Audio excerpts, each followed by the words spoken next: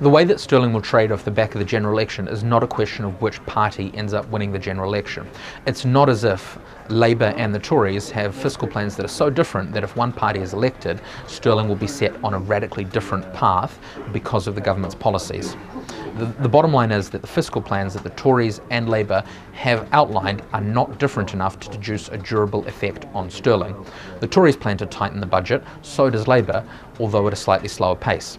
Now, what effect the election can be expected to have on sterling is the creation of volatility. In 2010, uncertainty during the election cycle and the hung parliament that followed the day of the election created an 8% swing in GBP USD, and this is the highest 2-month period of realized volatility in the last 5 years.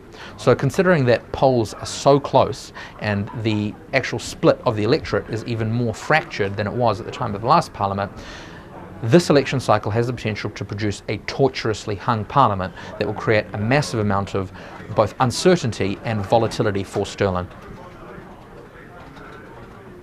So we've seen some hesitance creep into US dollar trading, partly off the back of a weaker tone of fundamental data. So for example, we had retail sales disappoint expectations, and that sort of suggested that the US economy may have cooled slightly in the first quarter. Now, one effect this has had is it's opened up a little bit of a gap for commodity currencies such as the Canadian dollar and the Australian dollar. The Canadian dollar in particular has posted quite a significant recovery this week, driven by higher oil prices. Now, oil prices have been recovering, and that's been helped along by reports of reducing production in the North American market off the back of the lower oil prices. So potentially we do have a bit of a rally in crude happening. How durable that will be remains to be seen, because inventory stocks for crude oil are still very high. Now, looking ahead, the weaker tone of US data we've seen in the first quarter suggests that when Q1 GDP figures are released, they may come out slightly on the soft side.